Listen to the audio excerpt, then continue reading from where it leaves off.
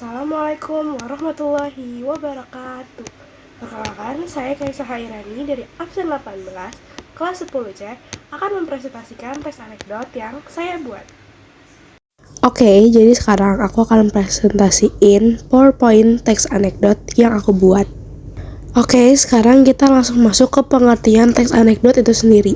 Nah, teks anekdot adalah cerita singkat yang lucu atau menggelitik yang berisi kritik atau sindiran terhadap kenyataan sosial, politik, ataupun di kehidupan sehari-hari.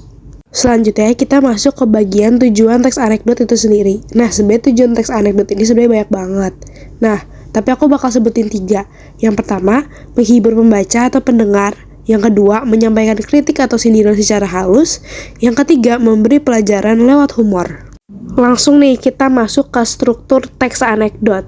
Nah, yang pertama itu ada abstraksi, yaitu pembuka cerita. Contohnya, suatu pagi di kantor polisi terjadi hal lucu. Yang kedua, ada orientasi, yaitu awal kejadian. Contohnya, seorang pengendara motor dihentikan polisi karena tidak memakai helm. Yang ketiga, krisis, yaitu masalah lucu atau aneh yang muncul.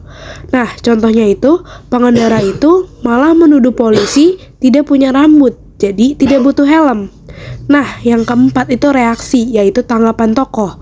Contohnya, polisi hanya bisa tersenyum sambil menulis surat tilang.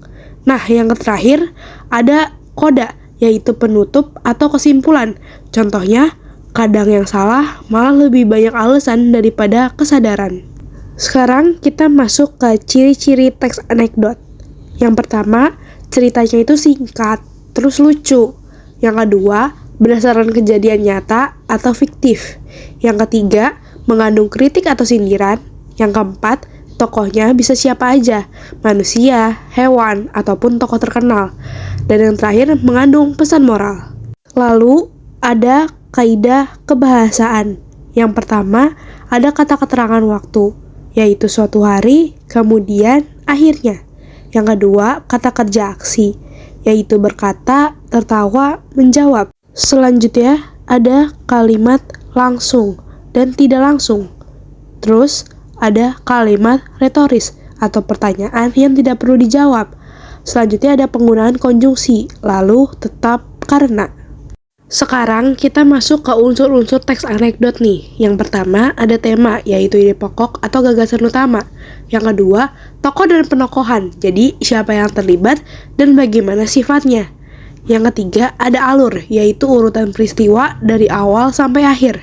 Yang keempat, latarnya, ada tempat, waktu, dan suasana kejadian. Dan yang terakhir ada amanat, yaitu pesan yang ingin disampaikan.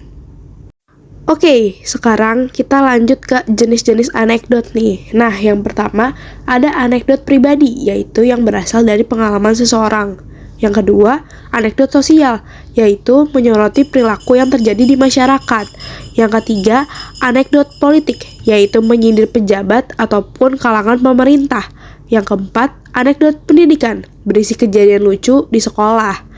Nah, yang terakhir ada anekdot profesional yang berasal dari dunia kerja tertentu, contohnya dokter, polisi, dan lain sebagainya. Nah, selanjutnya ada pesan moral dalam teks anekdot, yaitu kritik bisa disampaikan dengan cara yang menyenangkan, lucu, tidak selalu berarti tidak bermakna. Humor bisa membuka mata terhadap realitas sosial, belajar tertawa sambil berpikir.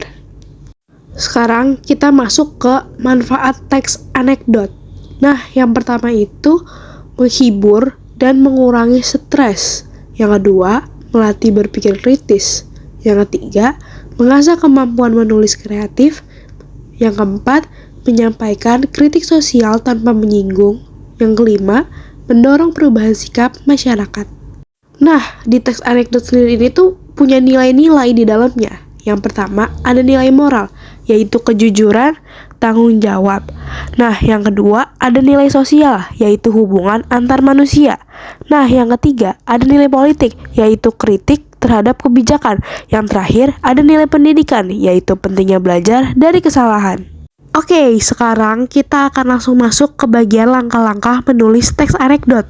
Yang pertama, menentukan topik atau masalah yang ingin dikritik.